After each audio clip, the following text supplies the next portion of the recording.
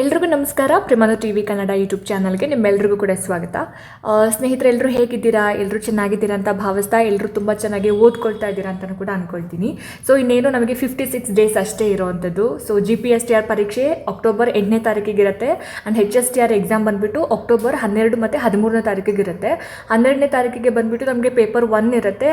13ನೇ ತಾರೀಕಿಗೆ ಬಂದುಬಿಟ್ಟು ನಮ್ಮ ಒಂದು ಸ್ಪೆಸಿಫಿಕ್ ಪೇಪರ್ ಇರುತ್ತೆ. ಸೊ ಒಂದೇ ದಿನ 2 ಎಕ್ಸಾಮ್ ಮಾಡಲ್ಲ. ಸೊ 2 ದಿನ 2 ಎಕ್ಸಾಮ್ನ ಮಾಡ್ತಾರೆ. ಒಂದಿನ ಪೇಪರ್ 1, 2ನೇ ದಿನ ಪೇಪರ್ 2. ಸೊ ಈ ಥರ ಮಾಡ್ತಾರೆ. ಸೊ ಇವತ್ತಿಂದ ನಾವು ಕೌಂಟೌನ್ ಶುರು ಮಾಡ್ತು ಅಂದರೆ ಸೊ 56 ಡೇಸ್ ಶಾರ್ಪ್ ನಮಗೆ ಸಿಗುತ್ತೆ. ಸೊ ಈ 56 ದಿನಗಳನ್ನು ನಾವು ತುಂಬ ಚೆನ್ನಾಗಿ ಸದುಪಯೋಗ ಪಡಿಸ್ಕೋಬೇಕು. ಸೊ ಇವಾಗ ನಮಗೆ do or die situation. So ಎಷ್ಟೋ ವರ್ಷಗಳಾದಮೇಲೆ HSTR GPSTR ಇವಾಗ ಕಾಲ್ ಆಗಿದೆ. So especially HSTR. ಸೊ ಇವಾಗ ಬಿಟ್ಟರೆ ಅವಕಾಶ ನೆಕ್ಸ್ಟು ನಮಗೆ ಇನ್ನೆಷ್ಟು ವರ್ಷ ಆದಮೇಲೆ ಕಾಲ್ ಮಾಡ್ತಾರೋ ಗೊತ್ತಿಲ್ಲ. ಸೊ ಹಾಗಾಗಿ ಇರುವಂತಹ ಒಂದು ಟೈಮನ್ನು ನಾವು ತುಂಬ ಚೆನ್ನಾಗಿ ಯುಟಿಲೈಸ್ ಮಾಡ್ಕೊಳ್ಳೋಣ. ಓಕೆ, ಸೊ ಇವಾಗ HSTR ಮತ್ತು GPSTR ಸಿಲೆಬಸ್ ಕೂಡ ಬಂದಿದೆ. ಆ್ಯಂಡ್ ತುಂಬ ಜನ ಸಿಲೆಬಸ್ನ ಡೌನ್ಲೋಡ್ ಮಾಡ್ಕೊಂಡು ಓದೋದಕ್ಕೆ ಶುರು ಮಾಡಿರ್ತೀರ. ತುಂಬ ಜನಕ್ಕೆ ಯಾವ್ಯಾವ ಬುಕ್ಸ್ನ ಓದಬೇಕು ಅಂತ ಅಂದ್ಬಿಟ್ಟು ಕನ್ಫ್ಯೂಷನ್ ಇರುತ್ತೆ. ಮತ್ತು ತುಂಬ ಬುಕ್ಸ್ಗಳನ್ನ ನೀವು ಕೊಂಡ್ಕೊಂಡ್ಬಿಟ್ಟಿರ್ತೀರ. ಒಂದು ಸಬ್ಜೆಕ್ಟ್ಗೆ 3-4 ಪುಸ್ತಕಗಳನ್ನ ಕೊಂಡ್ಕೊಂಡ್ಬಿಟ್ಟಿರ್ತೀರ. ಸೊ ಈ ಇರೋ 56 ಡೇಸಲ್ಲಿ ಅಷ್ಟು ಪುಸ್ತಕಗಳನ್ನ ಓದೋದಕ್ಕೆ ಕವರ್ ಮಾಡೋಕ್ಕೆ ನಮ್ಮ ಕೈಲಿ ಸಾಧ್ಯನೇ ಇಲ್ಲ. ಸೊ ದಿನಕ್ಕೆ ಒಂದು 12 to 13 ಅವರ್ಸ್ ಕೂತ್ಕೊಂಡು ಓದ್ತೀನಿ ಅಂತ ಅಂದ್ರೂ ನಮಗೆ 4ರಿಂದ 5 ಸಲ ರಿವಿಷನ್ ಮಾಡೋಕ್ಕೆ ಅಷ್ಟೇ ಟೈಮ್ ಸಿಗುತ್ತೆ. ಸೊ ಹಾಗಾಗಿ ನೀವು ಒಂದು ಸಬ್ಜೆಕ್ಟಿಗೆ 3-4 ಪುಸ್ತಕಗಳು ಅಥವಾ 2-3 ಪುಸ್ತಕಗಳು ತೊಗೊಂಡು ಓದೋದನ್ನು ಸ್ಟಾಪ್ ಮಾಡಿ ಯಾವುದಾದ್ರೂ ಒಂದು ಪುಸ್ತಕಕ್ಕೆ ನೀವು ಸ್ಟಿಕ್ ಆನ್ ಆಗಬೇಕು. ಬೆಸ್ಟ್ ಬುಕ್ ಯಾವುದಿದೆ ಅದನ್ನು ನೀವು ಪರ್ಚೇಸ್ ಮಾಡಿ ಓದಬೇಕು. ಓಕೆ, ಸೊ ನನಗೆ ಗೊತ್ತಿರ್ತಕ್ಕಂತಹ ದಿ ಬೆಸ್ಟ್ ಬುಕ್ಸ್ಗಳನ್ನ ನಾನು ನಿಮಗೆ ಇವತ್ತಿನ ವೀಡಿಯೋದಲ್ಲಿ ತಿಳಿಸ್ಕೊಡ್ತೀನಿ. HSTR ಮತ್ತು GPSTR ಬೋತ್ ಎಕ್ಸಾಮ್ಸ್ಗೆ ಅನುಕೂಲ ಆಗ್ತಕ್ಕಂತಹ ಪುಸ್ತಕಗಳು.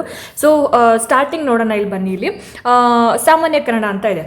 ಓಕೆ, ಸೊ ಇಲ್ಲಿ ಸಾಮಾನ್ಯ ಕನ್ನಡ ಅಂತ ಬಂದಾಗ ನಾನು ನಿಮಗೆ ಸಜೆಸ್ಟ್ ಮಾಡೋದು ಬಂದುಬಿಟ್ಟು ಅರಳುಗುಪ್ಪಿ, IS ಅರಳುಗುಪ್ಪಿ ಅಂತ ಕನ್ನಡ ವ್ಯಾಕರಣಕ್ಕೆ ಸಂಬಂಧಪಟ್ಟ ಹಾಗೆ ಬರೆದಿದ್ದಾರೆ ಪುಸ್ತಕ. ಸೊ ಈ ಪುಸ್ತಕನ ನೀವು ಕಂಪ್ಲೀಟಾಗಿ ಮೊದಲನೇ ಪೇಜಿಂದ ಎಂಡ್ ತನಕ ಕಂಪ್ಲೀಟಾಗಿ ಓದ್ಬಿಟ್ರೆ ನಿಮಗೆ ಬೇರೆ ಯಾವ ಟೆಕ್ಸ್ಟ್ ಬುಕ್ಸು, ಬೇರೆ ಯಾವ ಆಥರ್ ಬರೆದಿರೋ ಬುಕ್ಸ್ಗಳು ನಿಮಗೆ ಬೇಕಾಗೋದಿಲ್ಲ. ಸೊ ಒಂದು ಬುಕ್ ಸಾಕಾಗುತ್ತೆ, IS ಅರಳುಗುಪ್ಪಿ ಅಂತ. ಸೊ ನಿಮಗೆ ಮಾರ್ಕೆಟಲ್ಲಿ ಅವೈಲೇಬಲ್ ಇದೆ ಮತ್ತು ಆನ್ಲೈನಲ್ಲೂ ಕೂಡ ನಿಮಗೆ ಸಿಗುತ್ತೆ. ಓಕೆ, ಸೊ ನೀವು ಆ ಪುಸ್ತಕನ ಓದ್ಬೋದು. ಆ್ಯಂಡ್ ಇಲ್ಲ ನನಗೆ ಪರ್ಚೇಸ್ ಮಾಡೋಕ್ಕಾಗಲ್ಲ ಅಂತಂದರೆ 6ನೇ ಕ್ಲಾಸಿಂದ ಅಪ್ ಟು 10ನೇ ಕ್ಲಾಸ್ ತನಕ ಏನು ಗ್ರಾಮರ್ ಪಾರ್ಟ್ ಇದೆ ಅಲ್ಲ, ಎಲ್ಲ ಗ್ರಾಮರ್ ಪಾರ್ಟ್ನ ಒಂದು ಬಿಡ್ದಂಗೆ ನೀವು ಪ್ರಾಕ್ಟೀಸ್ ಮಾಡಬೇಕು, ಅಭ್ಯಾಸ ಮಾಡಬೇಕು, ಓದ್ಕೋಬೇಕಾಗುತ್ತೆ. ಓಕೆ, ಸೊ ಇವಾಗ ಸಮಾಸಗಳನ್ನಾಗಲಿ ಅಥವಾ ಛಂದಸ್ಸಾಗಲಿ ಅದಾದಮೇಲೆ ವಿಭಕ್ತಿ ಪ್ರತ್ಯಯಗಳನ್ನ ಓದೋದಕ್ಕಾಗೋದಿಲ್ಲ. ಸೊ ಅದನ್ನು ನಾವು ವರ್ಕೌಟ್ ಮಾಡಿ ಪ್ರಾಕ್ಟೀಸ್ ಮಾಡಿ ಬರೆದು ಕಲಿಬೇಕಾಗುತ್ತೆ ಅಲ್ವಾ. ಸೊ ಒಂದು ಸಮಾಸನ ಬಿಡಿಸ್ಬೇಕು ಅಂತಂದರೆ ಅದು ಪೂರ್ವ ಪದ, ಉತ್ತರ ಪದ, ಆಮೇಲೆ ಸಂಧಿ ಪದ ಯಾವುದು, ಸಮಾಸ ಪದ ಯಾವುದು, ಸೊ ಈ ಥರ ಎಲ್ಲ ಬಿಡಿಸಿ ನಾವೇನು ಮಾಡಬೇಕು, ಪ್ರಾಕ್ಟೀಸ್ ಮಾಡಬೇಕು. ಸೊ ಹಾಗಾಗಿ ಟೆಕ್ಸ್ಟ್ ಬುಕ್ಸು ಮತ್ತು IS ಅರಳುಗುಪ್ಪಿ ಅಂತ ಏನಿದೆ ಬುಕ್ಕು, ಸೊ ಆ ಬುಕ್ಕನ್ನು ನೀವೇನು ಮಾಡಬೇಕು, ರೆಫರ್ ಮಾಡಬೇಕಾಗುತ್ತೆ. ಓಕೆ, ಇನ್ನು ನೆಕ್ಸ್ಟು ಸಾಮಾನ್ಯ ಇಂಗ್ಲೀಷ್ ಅಂತ ಬಂದಾಗಲೂ ಕೂಡ ಇದಕ್ಕೆ ರನ್ ಆ್ಯಂಡ್ ಮಾರ್ಟಿನ್ ಅಂತ ಬುಕ್ ಸಿಗುತ್ತೆ. ರನ್ ಆ್ಯಂಡ್ ಮಾರ್ಟಿನ್ ಅಂತ ಇದು ನಿಮಗೆ ಆನ್ಲೈನಲ್ಲೂ ಕೂಡ ಸಿಗುತ್ತೆ, ಅಮೆಝಾನ್, ಫ್ಲಿಪ್ಕಾರ್ಟಲ್ಲೂ ಕೂಡ ಸಿಗುತ್ತೆ. ಸೊ ನಿಮ್ಗೆ ಇವಾಗ ಆರ್ಡರ್ ಮಾಡಿದ್ರೆ ಅದೊಂದು 2-3 ಡೇಸ್ ಆಗುತ್ತೆ ಬರೋದಕ್ಕೆ. ಸೊ ಹಾಗಾಗಿ ನೀವು ನಿಮ್ಮ ಹತ್ತಿರದಲ್ಲಿರ್ತಕ್ಕಂತಹ ಪುಸ್ತಕ ಮಳಿಗೆಗೆ ಹೋಗಿ run and Martin English grammar ಪುಸ್ತಕನ ನೀವು ಕೊಂಡ್ಕೊಳ್ಳಿ. ಅದು ತುಂಬ ಅಂದರೆ ತುಂಬ ಚೆನ್ನಾಗಿದೆ. ಸೊ ಎಲ್ಲ ರೀತಿಯಲ್ಲೂ ನಿಮಗೆ ನೀಟಾಗಿ ಅರ್ಥ ಆಗೋ ಥರ ಅದರಲ್ಲಿ ಎಕ್ಸ್ಪ್ಲೇನ್ ಮಾಡಿದ್ದಾರೆ. ಸೊ ಆ ಬುಕ್ಕು ಚೆನ್ನಾಗಿದೆ. ಆ್ಯಂಡ್ ಇಲ್ಲ ಅಂತಂದರೆ ನೀವು 6ನೇ ಕ್ಲಾಸಿಂದ 10ನೇ ಕ್ಲಾಸ್ ತನಕ ಗ್ರಾಮರ್ ಪಾರ್ಟನ್ನು ಭಾಷಾಭ್ಯಾಸ ಚಟುವಟಿಕೆ ಅಂತ ಏನಿರುತ್ತೆ ಕೊನೆಯಲ್ಲಿ, ಟೆಕ್ಸ್ಟ್ ಬುಕ್ಸ್ ಕೊನೆಯಲ್ಲಿ, ಸೊ ಅದೆಲ್ಲನೂ ಕೂಡ ಪ್ರಾಕ್ಟೀಸ್ ಮಾಡಬೇಕಾಗುತ್ತೆ. ಸೊ ಪ್ರಾಕ್ಟೀಸ್ ಮಾಡೋದ್ರ ಜೊತೆಗೆ ಕೆಲವೊಂದಷ್ಟು ವಿಡಿಯೋಸ್ಗಳನ್ನ ಕೂಡ ನೀವು ನೋಡಬೇಕಾಗುತ್ತೆ. ಓಕೆನಾ. ಸೊ ನೆಕ್ಸ್ಟು ಸಾಮಾನ್ಯ ಜ್ಞಾನ. ಸೊ ತುಂಬ ಜನ ಸಾಮಾನ್ಯ ಜ್ಞಾನಕ್ಕೆ ಯಾವ ಪುಸ್ತಕ ಓದೋದು, ಯಾವ ಪುಸ್ತಕದಲ್ಲಿ ಎಲ್ಲನೂ ಕವರ್ ಆಗಿರುತ್ತೆ ಅಂತ ಕನ್ಫ್ಯೂಷನ್ನಲ್ಲಿ ಇರ್ತೀರಾ. ಸೊ ನಾನು ಯಾವ ಬುಕ್ನ ಸಜೆಸ್ಟ್ ಮಾಡ್ತೀನಿ ಅಂತಂದರೆ ನೂತನ GK ಅಥವಾ ಚಾಣಕ್ಯ ಕಣಜ ಅಂತ ಈ 2 ಪುಸ್ತಕಗಳಲ್ಲಿ ನಿಮಗೆ ಯಾವ್ದು ಅನುಕೂಲ ಆಗುತ್ತೋ ಆ ಪುಸ್ತಕನ ನೀವು ತೊಗೊಳ್ಳಿ, ಆಯಿತಾ. ಸೊ ನೂತನ GK ಪುಸ್ತಕ ತುಂಬ ಜನರ ಹತ್ರ ಇರುತ್ತೆ, ಬಟ್ ಅಪ್ಡೇಟ್ ವರ್ಷನ್ನ ನೀವು ತೊಗೋಬೇಕಾಗುತ್ತೆ. ಅಪ್ಡೇಟ್ ವರ್ಷನ್ ಅಂತ ಹೇಳಿದ್ರೆ 11th ಎಡಿಷನ್ ಬರುತ್ತೆ. ಅದು 2026ಕ್ಕೆ ಸಂಬಂಧಪಟ್ಟ ಎಲ್ಲ ಮಾಹಿತಿಗಳನ್ನು ಅದು ಒಳಗೊಂಡಿರೋವಂಥದ್ದು. ಆ ಪುಸ್ತಕದ ಪ್ರೈಸ್ ಬಂದುಬಿಟ್ಟು 850 ರೂಪಾಯಿಗಳಿದ್ದಾವೆ. ಓಕೆ, 850, 800 ಬಿಟ್ವೀನ್ 850 ಒಳಗಡೆ ಪ್ರೈಸ್ ನಿಮಗೆ ಇರುತ್ತೆ. ಸೊ ಅದನ್ನು ನೀವು ತೊಗೊಂಡು ಓದ್ಕೋಬೋದು. ಎಲ್ಲ ಅಂದರೆ ಎಲ್ಲ ಕಂಪ್ಯೂಟರಿಂದ ಹಿಡ್ದು ಆಮೇಲೆ ನಮಗೆ ಸೈನ್ಸ್ ಆಗಿರ್ಬೋದು, ಮ್ಯಾಥ್ಸ್ ಆಗಿರ್ಬೋದು, ಆಮೇಲೆ ಇಂಡಿಯನ್ ಹಿಸ್ಟ್ರಿ ಆಗಿರ್ಬೋದು, ವರ್ಲ್ಡ್ ಹಿಸ್ಟ್ರಿ ಆಗಿರ್ಬೋದು, ಆಮೇಲೆ ಸಾಮಾನ್ಯ ಜ್ಞಾನಕ್ಕೆ ಸಂಬಂಧಪಟ್ಟ ಪ್ರತಿಯೊಂದು ವಿಷಯನ ಅದರಲ್ಲಿ ತುಂಬ ಚೆನ್ನಾಗಿ ಎಕ್ಸ್ಪ್ಲೇನ್ ಮಾಡಿದ್ದಾರೆ. ಅದರಲ್ಲಿ ನಿಮಗೆ ಎಷ್ಟು ಪುಟಗಳ ಪುಸ್ತಕ ಅಂದರೆ ಅದು 764 ಅಂದರೆ 750 ಪುಟಗಳ ಒಂದು ಪುಸ್ತಕ ಇರುತ್ತೆ. ಸೊ ಈ ಒಂದು 764 ಅಥವಾ 750 ಪುಟಗಳ ಪುಸ್ತಕವನ್ನು ನೀವು ಕೊಂಡ್ಕೊಂಡು ದಿನಕ್ಕೆ 40 ಪೇಜಸ್ ಅಂತ ಅಂದ್ರೂ ಕೂಡ ಎಕ್ಸಾಮ್ ಅಷ್ಟೊತ್ತಿಗೆ ನೀವು ಒಂದ್ಸಲ ಓದಿ ಮುಗಿಸಿ ಇನ್ನೊಂದೆರಡು ಸಲ ರಿವಿಷನ್ ಕೂಡ ಮಾಡ್ಕೋಬೋದು. ಸೊ ನೀವು ಆ ಪುಸ್ತಕನ ತೊಗೊಂಡ್ರೆ ನಿಮಗೆ ಎಲ್ಲ ಥರದಲ್ಲೂ ಹೆಲ್ಪ್ ಆಗುತ್ತೆ. ಮ್ಯಾಥ್ಸ್ ಇರುತ್ತೆ, ಸೈನ್ಸ್ ಇರುತ್ತೆ, ಕಂಪ್ಯೂಟರ್ ಇರುತ್ತೆ, ಕಾನ್ಸ್ಟಿಟ್ಯೂಷನ್ ಇರುತ್ತೆ. ಸೊ ಎಲ್ಲ ಸಬ್ಜೆಕ್ಟ್ಗಳನ್ನ ಆ ಪುಸ್ತಕ ಕವರ್ ಮಾಡಿದೆ. ನೂತನ GK ಮತ್ತು ಚಾಣಕ್ಯ ಕಣಜ ಎರಡರಲ್ಲಿ ಯಾವ್ದು ಅನುಕೂಲ ಆಗುತ್ತೋ ಅದನ್ನು ತಗೊಳ್ಳಿ. ಆ್ಯಂಡ್ ಪ್ರಚಲಿತ ವಿದ್ಯಮಾನಕ್ಕೆ ಕೆಲವೊಂದು ಯೂಟ್ಯೂಬ್ ಚಾನಲ್ಸಲ್ಲಿ ಆ ದಿನ ಏನಾಗಿತ್ತು ಅದ್ರ ಬಗ್ಗೆ ಕ್ಲಾಸಸ್ನ ಮಾಡ್ತಾರೆ, ನೀವು ಅದನ್ನು ನೋಡ್ಕೋಬೋದು. ಇಲ್ಲ ಅಂತಂದರೆ ಸ್ಪರ್ಧಾ ವಿಜೇತ ಮತ್ತು ಸ್ಪರ್ಧಾ ಅರಿವು ಮ್ಯಾಗ್ಝಿನ್ಸ್ಗಳನ್ನು ನೀವು ಓದ್ಕೋಬೇಕಾಗುತ್ತೆ. ಓಕೆ, ಮಂತ್ಲಿ ಮ್ಯಾಗ್ಝಿನ್ಸ್ ಬರುತ್ತಲ್ಲ, ಸೊ ಆ ಮ್ಯಾಗ್ಝಿನ್ಸು ನೀವು ಓದ್ಕೋಬೇಕಾಗುತ್ತೆ. ಇನ್ನು ಶೈಕ್ಷಣಿಕ ಮನೋವಿಜ್ಞಾನ ಮತ್ತು ಮಾನವ ಅಭಿವೃದ್ಧಿ ಅಂತ ಇದೆ. ಸೊ ಇದು ಒಂದು ಹೊಸ ಕಾನ್ಸೆಪ್ಟ್, ಮಾನವ ಅಭಿವೃದ್ಧಿ ಅಂತ ಕೂಡ ಸೇರಿಸಿದ್ದಾರೆ. ಏನು ಮಾನವ ಅಭಿವೃದ್ಧಿ ಅಂತಂದರೆ, ಸೊ ಅದು ತುಂಬ ಜನಕ್ಕೆ ಕನ್ಫ್ಯೂಷನ್ ಇದೆ. ಮಾನವ ಅಭಿವೃದ್ಧಿ ಅಂತಂದರೆ ಇವಾಗ ಏನು ಗ್ರೋತ್ ಆ್ಯಂಡ್ ಡೆವಲಪ್ಮೆಂಟ್, ಬೆಳವಣಿಗೆ ಮತ್ತು ಅಭಿವೃದ್ಧಿಯ ಅರ್ಥ ಮತ್ತು ಪರಿಕಲ್ಪನೆ, ಅಭಿವೃದ್ಧಿಯ ಲಕ್ಷಣಗಳು, ಅಭಿವೃದ್ಧಿಯ ಮೇಲೆ ಬೀರ್ತಕ್ಕಂತಹ ಪರಿಣಾಮಗಳು ಏನೇನು, ಆಮೇಲೆ ಅಭಿವೃದ್ಧಿಯ ಹಂತಗಳು ಯಾವ್ದು ಬರುತ್ತೆ, ಗರ್ಭಾವಸ್ಥೆ, ಶೈಶವಾವಸ್ಥೆ, ಬಾಲ್ಯಾವಸ್ಥೆಯಲ್ಲಿ ಪೂರ್ವ ಬಾಲ್ಯಾವಸ್ಥೆ, ಉತ್ತರ ಬಾಲ್ಯಾವಸ್ಥೆ, ತಾರುಣ್ಯಾವಸ್ಥೆ, ಪ್ರೌಢ ಬಾಲ್ಯಾವಸ್ಥೆ, ಪೂರ್ವ ಪ್ರೌಢಾವಸ್ಥೆ. ಸೊ ಇದೆಲ್ಲ ಬರುತ್ತೆ, ಇದೆಲ್ಲ ಅಭಿವೃದ್ಧಿಗೆ ಸಂಬಂಧಪಟ್ಟಿರುವಂಥದ್ದು. ಮಾನವ ಅಭಿವೃದ್ಧಿ ಅಂದರೆ ಇದೇ ಬರುತ್ತೆ. ಓಕೆ, ಕನ್ಫ್ಯೂಸ್ ಮಾಡ್ಕೊಳ್ಳೋ ಅಗತ್ಯ ಇಲ್ಲ. ದೈಹಿಕ ಮತ್ತು ಚಲನಾತ್ಮಕ ಅಭಿವೃದ್ಧಿ ಅಂದರೆ ಏನು, ಇದರಲ್ಲಿ ದೈಹಿಕ ಬೆಳವಣಿಗೆ ಬರುತ್ತೆ, ಚಲನ ಕೌಶಲ್ಯಗಳ ಅಭಿವೃದ್ಧಿ ಬರುತ್ತೆ, ಮೆದುಳಿನ ಬೆಳವಣಿಗೆ ಬರುತ್ತೆ. ಅದಾದಮೇಲೆ ಕಾಗ್ನಿಟಿವ್ ಡೆವಲಪ್ಮೆಂಟ್, ಜ್ಞಾನಾತ್ಮಕ ಅಭಿವೃದ್ಧಿ. ಇದು ಜೀನ್ ಪಿಯಾಜೆಟ್ ಅವರ ಜ್ಞಾನಾತ್ಮಕ ಅಭಿವೃದ್ಧಿಯ ಹಂತಗಳು ಬರುತ್ತಲ್ಲ, 4 ಹಂತಗಳು ಬರುತ್ತೆ. ಯಾವ್ಯಾವುದು, ಸೆನ್ಸರಿ, ಮೋಟರ್, ಸಂವೇದನಾ ಗತಿ ಹಂತ, ಕಾರ್ಯಪೂರ್ವ ಹಂತ, ಮೂರ್ತ ಕಾರ್ಯ ಹಂತ, ಹಾಗೆ ಔಪಚಾರಿಕ ಹಂತ ಅಂತ ಹೇಳಿಬಿಟ್ಟು. ಅದಾದಮೇಲೆ ಭಾಷಾ ಅಭಿವೃದ್ಧಿ.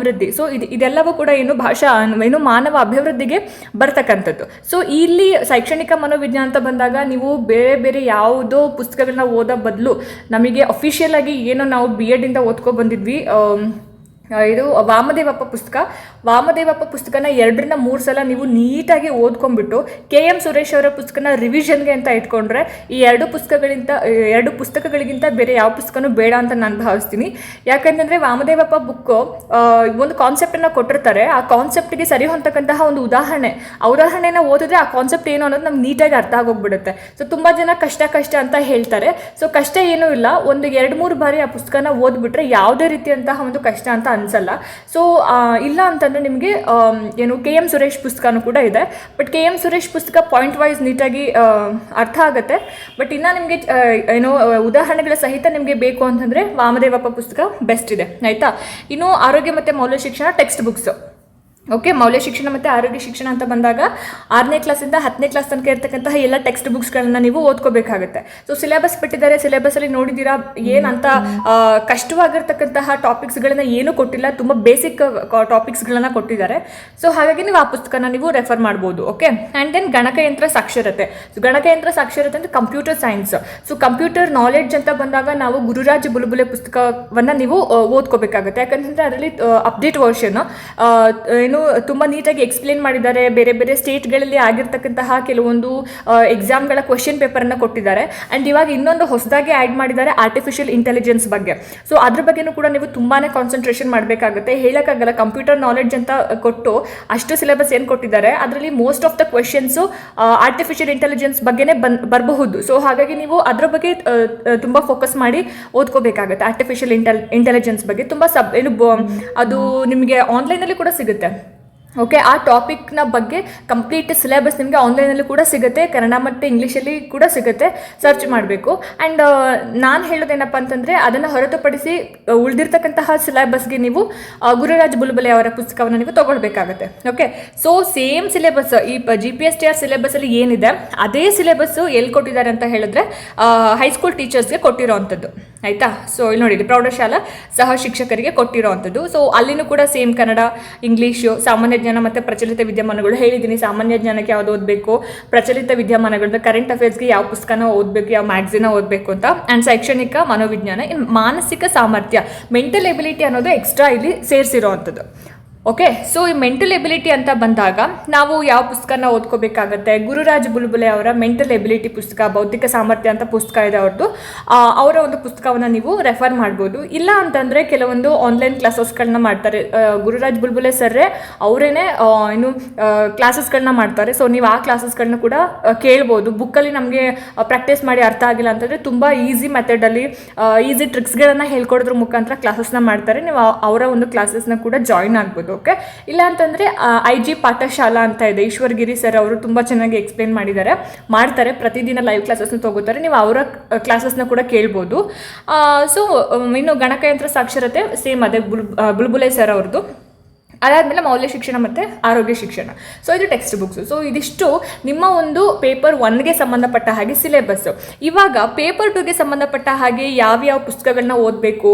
ಇವಾಗ ಲ್ಯಾಂಗ್ವೇಜ್ ಟೀಚರ್ಸ್ನ ಹೊರತುಪಡಿಸಿ, ಅಂದರೆ ಇಂಗ್ಲೀಷ್ ಮತ್ತು ಕನ್ನಡ ಶಿಕ್ಷಕರನ್ನ ಹೊರತುಪಡಿಸಿ ಮ್ಯಾಥ್ಸ್ ಆಗಿರ್ಬೋದು, ಸೈನ್ಸ್ ಆಗಿರ್ಬೋದು, ಸೋಷಿಯಲ್ ಸ್ಟಡೀಸ್ ಆಗಿರ್ಬೋದು, ಈ ಟೀಚರ್ಸ್ ಏನಿದ್ದೀರಾ ನೀವು 6th ಸ್ಟ್ಯಾಂಡರ್ಡಿಂದ 12th ಸ್ಟ್ಯಾಂಡರ್ಡ್ ತನಕ ಇರ್ತಕ್ಕಂತಹ ಎಲ್ಲ ಟೆಕ್ಸ್ಟ್ ಬುಕ್ಸ್ಗಳನ್ನು ಲೈನ್ ಬೈ ಲೈನ್ ಓದಬೇಕು.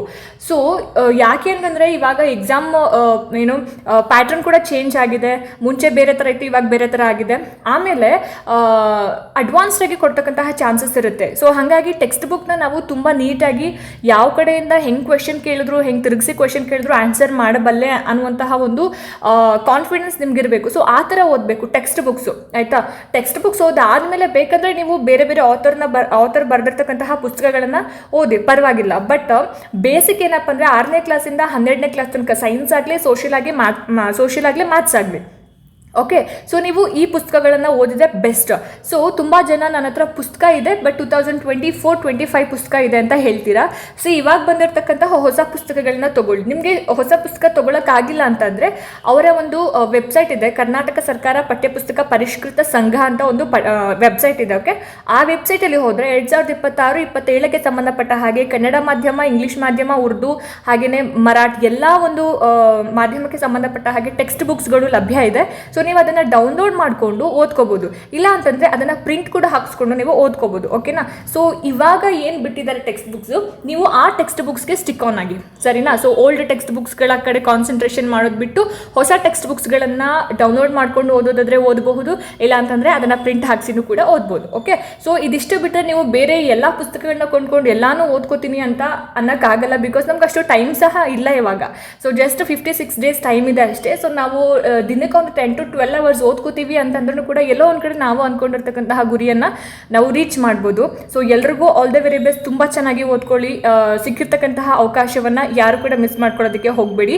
ಸೊ ಸಿಗೋಣ ಮುಂದಿನ ವಿಡಿಯೋದಲ್ಲಿ. ಅಲ್ಲಿ ತನಕ ಎಲ್ರಿಗೂ ನಮಸ್ಕಾರ.